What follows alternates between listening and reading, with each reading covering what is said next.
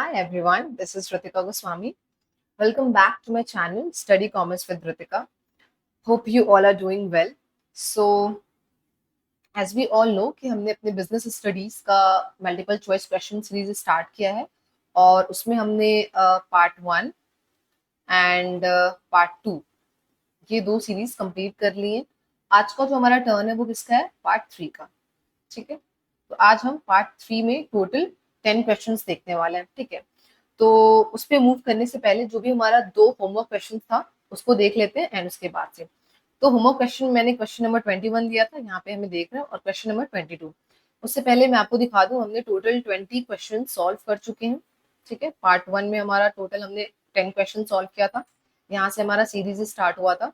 तो हमने पार्ट 1 में टोटल 10 क्वेश्चन सॉल्व किए एंड देन पार्ट 2 में हमने टोटल 10 क्वेश्चन को सॉल्व किया। ठीक है, अब हमारा पार्ट 3 स्टार्ट होता है। पार्ट 3 में भी टोटल 10 क्वेश्चन है, उसको कंप्लीट करेंगे एंड देन हमारा यहाँ पे बिजनेस स्टडीज में जो पहला चैप्टर है nature and significance of management, ये खत्म होगा। देन हम मूव करेंगे अपने चैप्टर 2 पे, प्रिंसिपल्स ऑफ मैनेजमेंट में। ठीक है, और उसके बाद से फिर हम अकाउंटेंसी पे शिफ्ट करेंगे या फिर हम इकोनॉमिक्स पे आएंगे। ठीक है, okay, so let's get started. Okay, so question number 21 आपके स्क्रीन पे दिख रहा है। The function that establishes relationship among resources is. कौन सा ऐसा फंक्शन है जो कि रिलेशनशिप एस्टेब्लिश करता है रिसोर्सेज के बीच में? क्या वो ऑर्गेनाइजिंग है, क्या वो प्लानिंग है, क्या वो स्टाफिंग है, क्या वो डायरेक्टिंग फंक्शन है? तो ऑर्गेनाइजिंग फंक्शन में आप क्या देखते हो? ऑर्गेनाइजिंग फंक्शन में तो आप टास्क को ग्रुप करते हो, फिर आप अथॉरिटी रिलेशनशिप एस्टेब्लिश करते हो। Oh my God, option A ही तो करेक्ट निकल गया, तो option is the correct answer. But हम बी और सी और डी को भी देख लेते हैं कि बी सी एंड डी क्यों नहीं होगा। बी सी एंड डी इसलिए नहीं होगा क्योंकि बी प्लानिंग की बात कर रहा है। तो प्लानिंग एक ऐसा फंक्शन होता है मैनेजमेंट का जिसमें हम डिटरमाइन करते हैं एडवांस में कि what to do, how to do, when to do, who is going to do. ये सारी चीजें होती हैं, इसमें कुछ रिलेशनशिप स्टेब्लिश करने से रिलेटेड कोई बात ही नहीं होती है। तो दैट्स व्हाई ऑप्शन बी नहीं होगा। स्टाफिंग में क्या होता है कि हम स्टाफिंग एक ऐसा फंक्शन ऑफ मैनेजमेंट है जिसमें हम लोग ये देखते हैं कि हमारे पास राइट पीपल को हम रिकॉग्नाइज करें जो कि राइट टास्क को करे और राइट टाइम पे करे, इसकी बातें होती हैं। डायरेक्टिंग वो फंक्शन ऑफ मैनेजमेंट होता है जिसमें हम कम्युनिकेटिंग, मोटिवेटिंग, लीडरशिप, लीडिंग, इससे रिलेटेड बात करते हैं। ठीक है, तो ऑर्गेनाइजिंग ही वो ऐसा फंक्शन ऑफ मैनेजमेंट है that establishes relationship among resources. So that's why option A is the correct answer. ठीक है, ओके, अब हम क्वेश्चन नंबर 22 पे मूव करते हैं कि स्टाफिंग इन्वॉल्व्स व्हाट। स्टाफिंग में क्या चीजें आती हैं? प्लानिंग एंड डायरेक्टिंग आता है, रिक्रूटमेंट, सिलेक्शन एंड ट्रेनिंग आता है, कंट्रोलिंग एम्प्लॉइज आता है, या फिर सुपरवाइजिंग वर्कर्स। तो सुपरवाइजिंग वर्कर्स तो कंट्रोलिंग में नहीं आता है। कंट्रोलिंग एम्प्लॉइज, ये क्या बात हुई, ये भी नहीं होता है। प्लानिंग एंड डायरेक्टिंग ये सारे फंक्शंस हैं, तो ये तो नहीं होगा। हाँ, स्टाफिंग में क्या होता है? स्टाफिंग एक ऐसा फंक्शन ऑफ मैनेजमेंट है जिसमें हम रिक्रूटमेंट, सिलेक्शन और ट्रेनिंग से रिलेटेड बातें करते हैं। तो ऑप्शन भी हमारा क्या हो जाएगा? करेक्ट आंसर हो जाएगा। ठीक है, ओके, अब आता है क्वेश्चन नंबर 23। क्वेश्चन नंबर 23 क्या बोलता है कि डायरेक्टिंग इंक्लूड्स ऑल एक्सेप्ट। यहाँ पे कुछ स्टूडेंट्स कंफ्यूज हो जाते हैं कि डायरेक्टिंग इंक्लूड्स ऑल, मतलब ये क्वेश्चन ये बोल रहा है कि इन चारों में से डायरेक्टिंग सबको इंक्लूड करता है एक्सेप्ट वन, मतलब इनमें से कोई एक है जो कि डायरेक्टिंग का पार्ट नहीं है। डायरेक्टिंग में इससे रिलेटेड बातें नहीं होती है। तो डायरेक्टिंग में मोटिवेशन आता है, हाँ आता है। सुपरविजन आता है, हाँ आता है। कम्युनिकेशन आता है, हाँ आता है। प्लानिंग नहीं, प्लानिंग डायरेक्टिंग में नहीं आता है। प्लानिंग तो ऑलरेडी एक सेपरेट फंक्शन है, तो ये डायरेक्टिंग में क्यों आएगा? प्लेइंग तो ऑलरेडी अपना एक सेपरेट फंक्शन है जो कि डिटरमाइन करता है in advance what to do, how to do, who is going to do, when to do, ये सारी चीजें होती हैं। तो क्वेश्चन क्या पूछता है कि डायरेक्टिंग इंक्लूड्स ऑल एक्सेप्ट, कौन सा नहीं होगा इसमें? तो ऑफ कोर्स प्लानिंग नहीं होगा, तो ये हमारा क्या हो जाएगा? करेक्ट आंसर हो जाएगा। ठीक है, अब हम मूव करते हैं क्वेश्चन नंबर 24 पे। Question number 24 is asking about कि management is set to be dynamic because. आप मैनेजमेंट को क्यों बोलोगे डायनेमिक? रीजन क्या है इसके पीछे? तो डायनेमिक का मतलब क्या होता है? समटाइम्स हम कहते हैं कि ना यार, शी इज वेरी डायनेमिक या ही इज वेरी डायनेमिक। क्यों बोलते हो आप डायनेमिक? मतलब कि डायनेमिक का मतलब होता है कि वो अपने आप को ना अडेप्ट कर लेता है या फिर कर लेती है as per the changes in the environment. मतलब अपने आप को अडेप्ट कर लेना, adapt as per the environment, मतलब कि फ्लेक्सिबल होना। तो ये किसको दर्शाता है कि आप डायनेमिक हो? ठीक है, तो management is set to be dynamic. क्यों? क्योंकि वो रिजिड होता है? नहीं, रिजिड होगा तो हम नहीं बोलेंगे। It changes with environment, of course management is said to be dynamic because it changes with the environment. ये एनवायरमेंट के साथ चेंज हो जाता है, अपने यहाँ अपने प्रिंसिपल्स को चेंज कर लेता है। That's why management is considered to be dynamic. It is theoretical? No. It has no flexibility? No भाई, management is flexible. It is one of the characteristics of management कि मैनेजमेंट जो होता है ना, वो रिजिड नहीं होता है, मैनेजमेंट फ्लेक्सिबल होता है। ठीक है, तो option B is the correct answer कि management is said to be dynamic because it changes with the environment, it adapts as per the environment. ठीक है, क्वेश्चन नंबर 25 क्या बोल रहा है? क्वेश्चन नंबर 25 बोल रहा है the social objective of management includes what. जो सोशल ऑब्जेक्टिव होता है मैनेजमेंट का, वो अपने अंदर क्या इंक्लूड किया रहता है? Profit earning, employ development, providing quality products, या फिर कॉस्ट रिडक्शन। तो अगर आपको जानना है कि सोशल ऑब्जेक्टिव ऑफ मैनेजमेंट पे क्या चीजें आती है, तो सबसे पहले आपको ये जानना होगा कि टोटल ऑब्जेक्टिव्स कितने हैं। ठीक है, तो इस चैप्टर में हमें टोटल 3 ऑब्जेक्टिव्स बताए गए हैं मैनेजमेंट के। पहला आई थिंक मैंने पार्ट 1 में ही बताया था। पहला है हमारा organisational,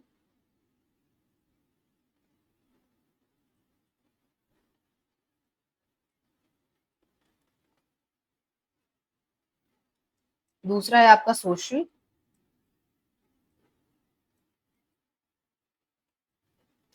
and third one is personal. ठीक है, तो वैसे तो हम सोशल देखते हैं, मैं आपको बताती हूँ ऑर्गेनाइजेशनल ऑब्जेक्टिव में क्या होता है। ऑर्गेनाइजेशनल ऑब्जेक्टिव वो होता है मैनेजमेंट का जिसमें उनका मेन ऑब्जेक्टिव क्या होता है कि यहाँ पे मैं बताती हूँ, सर्वाइवल हो जाए, प्रॉफिट एंड ग्रोथ। ठीक है, ये ऑर्गेनाइजेशनल ऑब्जेक्टिव्स होते हैं मैनेजमेंट के।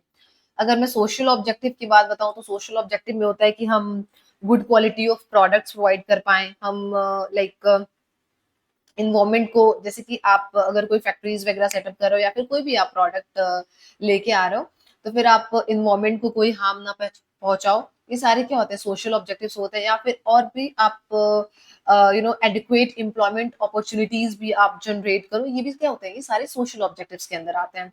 अगर मैं और फिर गुड क्वालिटी ऑफ प्रोडक्ट्स भी हमारे किसमें आते हैं? सोशल ऑब्जेक्टिव होता है मैनेजमेंट का।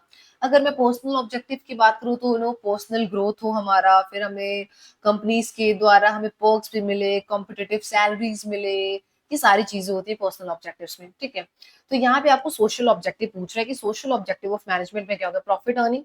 प्रॉफिट अर्निंग हमारा सोशल ऑब्जेक्टिव नहीं होता, ये हमारा ऑर्गेनाइजेशनल ऑब्जेक्टिव में आता है। ठीक है, ये हमारा ऑर्गेनाइजेशनल में आता है। एम्प्लॉय डेवलपमेंट, ये तो हमारा किसमें आता है? पर्सनल में आता है। ठीक है, कॉस्ट रिडक्शन, ये हमारा क्या ऑर्गेनाइजेशनल ऑब्जेक्टिव्स है। प्रोवाइडिंग क्वालिटी प्रोडक्ट्स, मतलब एक good quality of products consumer तक पहुंचे, ये एक सोशल ऑब्जेक्टिव होता है मैनेजमेंट का। तो ये वाला हमारा क्या हो जाएगा? करेक्ट आंसर हो जाएगा। Option C is the correct answer, providing good quality products is the social objective of management. ठीक है, अब आता है क्वेश्चन नंबर 26। क्वेश्चन नंबर 26 का मतलब क्या है? Of course there are three objectives of management. The first one is organizational, the second one is social, and the third one is personal objective. अभी हमने ऑर्गेनाइजेशन सॉरी सोशल ऑब्जेक्टिव के बारे में discuss किया। Now it's turn to talk about personal objective.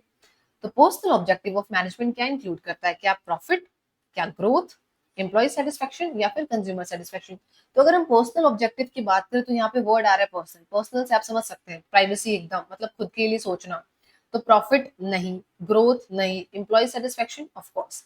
जब employ अपने satisfaction के बारे में सोचता है तो that is personal objective of management. ठीक है, यहाँ पे कंज्यूमर नहीं आएगा क्योंकि कंज्यूमर वो term is not relevant as much as employ. ठीक है, ओके। और जो प्रॉफिट है ये किसका पार्ट होगा? अभी जस्ट मैंने बताया था ऑर्गेनाइजेशन का। ग्रोथ भी किसका होगा? ऑर्गेनाइजेशन का। Profit, survival and growth are the main objectives of sorry at the main organization objectives. ठीक है, okay. Now question number 27. Question number 27 is talking about coordination is required at. अभी I think part 1 में हमने पढ़ा था कि coordination is considered as the essence of management, और मैंने आपको बताया था कि there is a reason behind this कि why coordination is considered as the essence of management. So the reason क्या था, क्योंकि ये इंटीग्रेट करता है सारे फंक्शंस ऑफ मैनेजमेंट को एंड लेवल्स ऑफ मैनेजमेंट को. That's why coordination is considered at essence of management. तो कोऑर्डिनेशन इज रिक्वायर्ड. आपको क्या लगता है कि जो कोऑर्डिनेशन है उसकी जरूरत कहाँ पे है? सिर्फ टॉप लेवल पे है, मिडिल लेवल पे है, लोअर लेवल पे है, कि सारे लेवल पे है? तो कोऑर्डिनेशन की जरूरत हर लेवल पे है, क्योंकि वो तो इंटीग्रेट करता है ऑल लेवल ऑफ मैनेजमेंट. तो coordination is required at top level, yes. Coordination is required at middle level, of course, yes. And coordination is required at lower level, of course ma'am. तो option number D is the correct answer. तो तीनों तो होगा, तो D option all level को consider करा, तो of course option D is the correct answer. Okay. Now moving towards to our next question, that is question number 28. Question number 28 is asking us कि the term effectiveness is concerned with. जो ये term effectiveness word, जो ये term है, ये किससे concerned है? क्या ये cost control से related है, achievement of objectives, resource utilization, या फिर minimizing time? तो मैंने आपको पार्ट 2 में बताया कि meaning of effectiveness and efficiency. Effectiveness का मतलब क्या होता है? Doing the task at the right time, ठीक है, और राइट टास्क राइट टाइम पे कर लो तो इफेक्टिवनेस हो गया. इफिशिएंट का मतलब मैंने क्या बताया था? Optimum utilisation of resources, minimum cost में कोई काम कर लेना. तो रिसोर्स यूटिलाइजेशन तो नहीं होगा. मिनिमम कॉस्ट, कॉस्ट कंट्रोल, ये भी नहीं होगा. Achievement of objectives. इफेक्टिवनेस का मतलब क्या होता है कि मिनिमाइजिंग टाइम, आप टाइम मिनिमाइज करो, मतलब कि आपने कॉस्ट कटिंग किया आपने, तो ये भी हमारे इफिशिएंट में हो जाएगा. राइट टास्क राइट टाइम पे कर लेना, मतलब कि राइट टाइम पे अपने गोल को अचीव कर लेना. अगर आप ऐसा काम कर लेते हो तो बोला जाएगा कि वो she is very effective, oh he is very effective, ऐसा वाला. तो आप शी इज वेरी इफेक्टिव और ही इज वेरी इफेक्टिव तब बोलोगे जब आपको पता रहेगा कि ही और शी ने अपना ऑब्जेक्टिव अचीव कर लिया बहुत ही राइट टाइम पे, ठीक है. तो अचीवमेंट ऑफ ऑब्जेक्टिव्स यहाँ पे इफेक्टिवनेस से कंसर्न्ड है, ठीक है. अब आता है हमारा क्वेश्चन नंबर 29 एंड देन हमारा क्वेश्चन नंबर 30 एंड देन हमारा part 3 complete. Okay, so question number 29 क्या बोलता है कि management helps in achieving group goals. जो मैनेजमेंट है वो मदद करता है ग्रुप गोल्स को अचीव करने में. कैसे? By individual effort, by collective effort, by random effort, या बाय पर्सनल गेन. आप मुझे बताइए, जो मैनेजमेंट है वो ग्रुप गोल्स को कैसे अचीव करेगा? अगर कोई सिर्फ इंडिविजुअल पर्सन एफर्ट डाल रहा है उससे, या रैंडम एफर्ट से, पर्सनल एफर्ट से, या फिर कलेक्टिव एफर्ट से. तो मैनेजमेंट की डेफिनेशन क्या थी कि management is the process, management एक प्रोसेस है of designing and maintaining an environment in which individuals work together, मतलब सारे इंडिविजुअल्स एक साथ मिलकर काम कर रहे हैं with the aim of achieving organisational goals. मतलब सारे इंडिविजुअल्स एक साथ काम कर रहे हैं, मतलब कोई एक इंडिविजुअल एफर्ट तो लग नहीं रहा है, तो ये तो गलत हो गया. रैंडम एफर्ट तो हो नहीं रहा है, सारा चीज हम प्लानिंग करके कर रहे हैं, तो ये भी नहीं होगा. पर्सनल गेन भी यहाँ नहीं हो रहा है. कलेक्टिव एफर्ट, सारे इंडिविजुअल्स एक साथ मिले हुए हैं, तो ऑफकोर्स ये हमारा किसको इन्फर कर रहा है? कलेक्टिव एफर्ट को. तो of course management helps in achieving group goals by collective effort. That is correct answer. Okay, now question number 13, last but not the least, क्योंकि भी तो बहुत सारे chapters हैं. Okay, so question number 13 is talking about management ensures what between effectiveness and efficiency. Management क्या ensure करता है effectiveness और इफिशियंसी के बीच में? क्या मैनेजमेंट कॉन्फ्लिक्ट को इंश्योर करता है? क्या मैनेजमेंट बैलेंस को? क्या मैनेजमेंट कंपटीशन या फिर रिप्लेसमेंट? तो नॉर्मल सी बात है, अगर आपको इफेक्टिवनेस एंड इफिशियंसी चाहिए तो of course there should be a balance. एक बैलेंस होना चाहिए. कोई भी चाहेगा कि लड़ाई तो हो नहीं. मैनेजमेंट वर्ड की बात की जा रही है, प्रबंधन की बात की जा रही है, तो कॉन्फ्लिक्ट वर्ड तो आएगा नहीं. कंपटीशन, रिप्लेसमेंट नहीं. तो मैनेजमेंट इंश्योर क्या करता है कि there should be a balance. तो हम यहाँ पे फिल इन द ब्लैंक्स कर लेते हैं. तो management ensures balance between effectiveness and efficiency. तो option B is the correct answer. तो यहाँ पे हमारा होता है पार्ट 3 कंप्लीटेड. आप बोलोगे कि मैम आपने तो होमवर्क क्वेश्चन दिया नहीं. तो आपका होमवर्क क्वेश्चन ये है कि आप मुझे बताओगे कि टॉप लेवल में there are 3 levels, top, middle and lower. ये तो आपको पता है. तो आप मुझे बताओगे कि टॉप लेवल में कौन कौन से लोग आते हैं, ठीक है.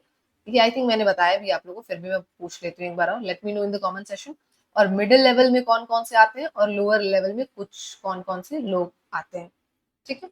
ये आपका होमवर्क क्वेश्चन 3 A, जो भी आपको समझना आप समझिए, ठीक है. तो ये आपके होमवर्क क्वेश्चन है. तो यहाँ पे हमारा होता है बिजनेस स्टडीज का chapter 1, nature and significance of management का multiple choice question series complete.